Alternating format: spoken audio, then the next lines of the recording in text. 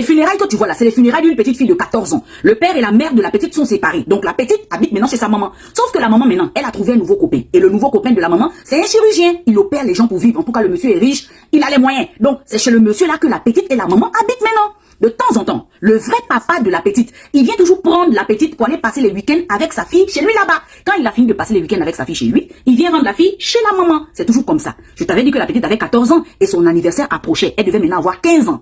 Donc pour son anniversaire, pour ses 15 ans, sa maman lui dit, ma petite, pour tes 15 ans, tu sais que ton nouveau papa chez qui on habite là, c'est un chirurgien, non? Je t'offre l'opération, ma petite. Pour tes 15 ans là, on va t'augmenter ici là, hein? Ici, la partie là, on augmente ça bien. Ici là, ton bocho là, on augmente ça ropoto bien rond. C'est ton papa, ton nouveau papa là qui va te faire ça ici à la maison. La petite était contente parce qu'elle voit ça sur les réseaux sociaux. Elle voit la télévision, donc elle aussi, elle voulait avoir ça. Sauf qu'elle a 15 ans. Maintenant, sa maman lui dit que bon, on va faire ça. Mais sauf que le problème, c'est ton papa. Ton papa ne doit pas être au courant parce que s'il est au courant, il va refuser. Et comme ton papa vient toujours te prendre les week-ends pour aller passer le week-end avec lui chez lui là-bas, faut pas que quand il vient te prendre le week-end, te voilà avec les bandages partout, tu n'arrives pas à marcher parce que tu as fait opération. Pour éviter que ton papa vienne te prendre, on va téléphoner ton papa pour mentir à ton papa déjà. La petite et la maman téléphone le vrai papa. Allô papa. Donc on t'appelle pour t'avertir. Faut pas venir prendre la petite le week-end là. Hein. Ni le week-end prochain. Faut beaucoup durer chez toi là-bas. Dure d'abord là-bas chez toi. Ne viens pas d'abord. La petite et nous là, on part en vacances à la montagne. Tu as compris? On va durer à la montagne là-bas un mois et demi. Donc le vrai papa dure d'abord chez toi là-bas. Ne viens pas d'abord. Le papa dit ok, si vous partez en vacances à la montagne, il n'y a pas de problème. Donc dans la tête du vrai papa, sa fille est en vacances à la montagne. Ok, la voie est libre. Allons-y maintenant. Les voilà qui commencent à faire l'opération. Ils ont fini l'opération. Ils ont gonflé ici. Ils ont gonflé là. Maintenant, il faut réveiller la petite. Maintenant, la petite ne se réveille plus. Qu'est-ce qui se passe? Réanimation, réanimation, réanimation. De A à Z, la petite ne se réveille pas. Un moment, elle se réveille, elle ouvre les yeux. Après, pam, elle retombe encore. Trop tard, la petite est partie. Voilà la mère qui commence à tremper. Mais ça là, je vais faire ça là comment? Le papa sait que sa fille est partie à la montagne. Comment je vais faire? Et en plus, la petite décède, l'opération est déjà finie. Ça veut dire que ici c'est déjà gonflé. Ici c'est déjà gonflé. On fait ça là comment?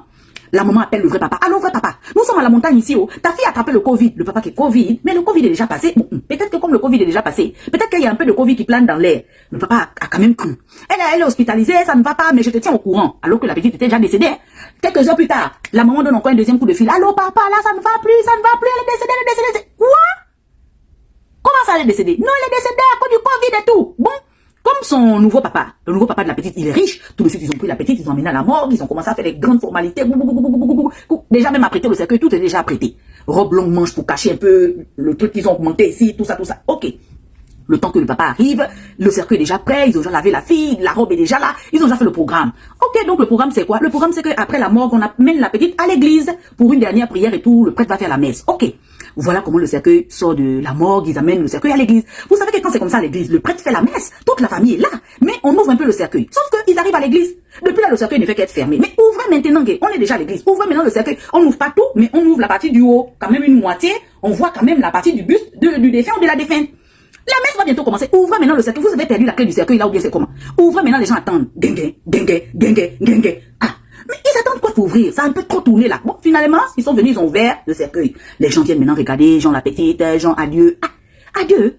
Le papa regarde encore bien sa petite. Ah, mais c'est quoi le bout qui est gonflé ici là? Et tu sens qu'elle a subi l'opération. Donc, il y a les bleus, les rougeurs, les quoi. Le papa dit non, s'il vous plaît, monsieur le prêtre, arrêtez-moi tout ça. On referme le cercueil, direction, on appelle la police. Je suis pas d'accord, ça c'est pas un Covid ça. Je demande l'autopsie. C'était trop rapide, l'enterrement, tout était trop rapide. Je demande l'autopsie déjà de ma fille. Je sens que la partie là de ma fille est trop augmentée. On fait l'autopsie, tout, on découvre, avant même l'autopsie, quand on enlève même la robe déjà, on découvre déjà que elle a eu augmentation ici. Le papa dit que, hein, en comment? Oui, c'est ce qui a fait la cause et du décès et tout. Le papa dit que jamais ma fille était à la montagne en vacances. Non, on n'était jamais à la montagne en vacances. Mais qui a signé cette opération? Parce que pour faire l'opération, il faut la signature du vrai père et de la vraie mère. La vraie mère a signé, mais c'est le chirurgien qui s'est fait passer pour le vrai père. Il a signé la partie du vrai père. Quoi? Ça fait deux déjà. Ça fait deux délits déjà. Ok. On amène tout ce beau monde-là en garde à vue et tout.